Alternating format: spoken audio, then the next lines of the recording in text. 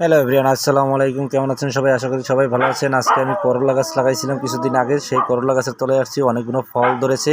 আজকে এখান থেকে কাঁচা করলা আমি তিতো করলা একবারে চাবাই খেবো। দেখেন কতগুলো করলা পড়ছে, বেশি না 4টা গাছ লাগাইছিলাম, 4টা গাছে মাশাআল্লাহ অনেকগুলো করলা পড়ে গেছে। তা কালকে আবার ওষুধ দিতে হবে। তা আজকে আপনাদের দেখাইলাম কেমন হয়েছে ফসলগুলো, তাই দেখাতে আসি। তাই এখন এখান থেকে আমি একটা একবারে কাঁচা চিবিয়ে খাইয়ে দেখাবো।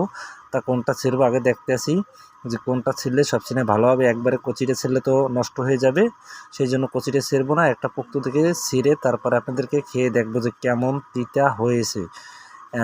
এখানে একটা দেখতে পাইতেছি, এইটা আমি ছিঁড়ে খাবো এখন।